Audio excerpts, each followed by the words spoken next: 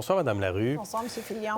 Le mouvement de fermeture date pas d'hier. Hein. Je me rappelle avoir fait une entrevue avec la PDG Monique Leroux. C'était en 2011. On parlait des fermetures de centres de services de guichets automatiques. Il y avait déjà beaucoup de réactions de la part de la population à ce moment-là. Ça s'arrête quand, la vague de fermeture chez Desjardins?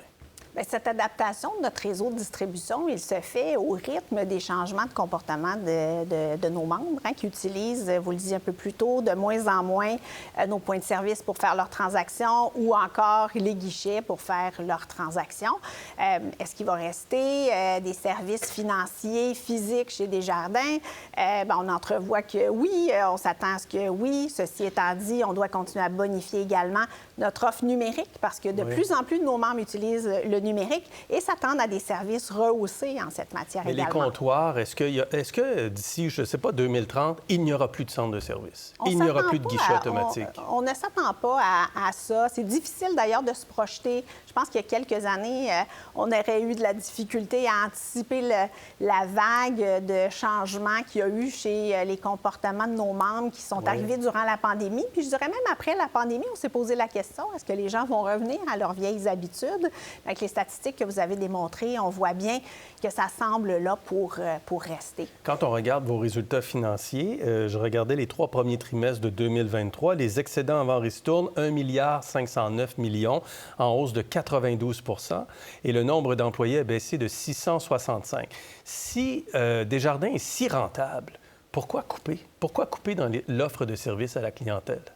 Quand vous dites couper dans l'offre de service à la clientèle, moi, ce que j'aimerais davantage mettre en perspective, c'est une évolution de notre prestation de service. Parce que le nombre d'employés, vous le voyez, se maintient. Ce qu'on fait, c'est un redéploiement de nos activités à travers nos centres de relations clientèle, à travers également, naturellement, tous nos efforts en technologie, en sécurité. Puis pour ce qui est de la présence des employés en région, c'est pas parce qu'il y a une fermeture d'un point de service que les emplois sont nécessairement coupés. Est-ce qu'il va en avoir des emplois perdus aujourd'hui avec la réduction de 30 des centres de services? Il n'y a pas de cause à effet à cette étape-ci. Mais il y a quand même 665 employés de moins. Il y a 655 employés de moins sur une base de 55 000 employés. Non, donc, ce sont des ajustements. C'est 665 personnes quand même qui ont perdu leur emploi. Là. Oui, vous avez raison, puis qui ont été bien accompagnés. Ceci étant dit, ça inclut également l'attrition naturelle. Donc, avec un nombre d'employés aussi important, il y a des départs de façon régulière chez Desjardins, donc des postes non comblés. Mais je peux vous dire qu'on a l'intention de maintenir une présence humaine en région. Vous l'avez dit plus tôt, si vous fermez le centre de service dans le village ou dans l'arrondissement ou dans un quartier, il n'y a plus de présence humaine. La présence humaine, elle est plus loin ou elle est au téléphone ou en ligne. Mais en personne, pour des personnes qui ont besoin de voir des personnes, ça devient de plus en plus difficile. Habituellement, ces ajustements, ils se font à peu près au même rythme où il y a une transformation des pôles de consommation dans les régions. Alors, les gens se déplacent pour aller à l'épicerie, les gens se déplacent pour aller à la pharmacie et nous, on prend l'engagement d'accompagner les gens à travers cette transition-là, notamment les gens pour qui cette transition est plus difficile. Comment? Alors, il y a quelques différents moyens. De façon régulière, depuis déjà quelques temps, nos employés en prestation de services, qui soient dans les points de service, dans nos centres de relations clientèle, incitent les membres à utiliser les plateformes numériques en leur présence pour les accompagner. C'est difficile pour beaucoup de gens d'utiliser les plateformes numériques. Alors ça, c'est une des approches. Nos membres démontrent une grande ouverture quand on les incite à le faire avec nous. Alors, ce qu'on voit, c'est souvent la première étape, la deuxième étape. Donc, on maintient cet accompagnement. La deuxième chose qu'on fait également, dans certains milieux, on a vu nos caisses locales prendre des arrangements avec des marchands locaux pour permettre d'avoir accès à de l'argent comptant, prendre également des arrangements avec des organismes du milieu pour offrir des navettes. Oui. Donc, on a vraiment l'intention de... Aux frais des clients, s'ils veulent utiliser la navette? À certains moments, Desjardins offre ces services-là pour une période de transition. En ce moment, ce soir, là, des gens qui sont inquiets, est-ce qu'ils peuvent appeler quelque part ou avoir des services de navette, par exemple? Moi, je pense beaucoup à ce 1 à 3 de la population là, qui disent « Moi, je comprends pas si j'ai pas accès à un centre de service ou à des guichets automatiques. » Alors, à ce moment-ci, les annonces ne sont pas faites dans chacune des régions. Les réflexions se terminent au niveau des conseils d'administration de nos caisses locales. Ces gens-là sont très impliqués dans leur milieu.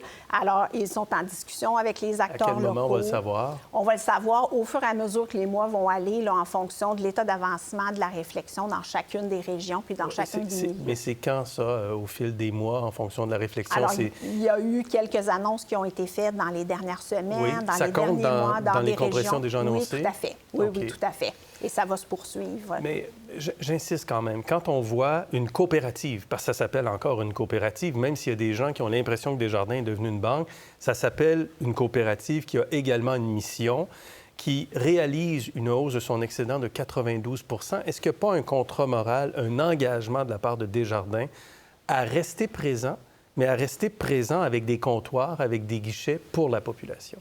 C'est vraiment l'intention de rester présent, mais de façon pertinente en fonction des attentes de nos membres. On est présent parce que nos conseils d'administration, nos administrateurs sont toujours présents dans le milieu, nos directeurs généraux, notre force de vente.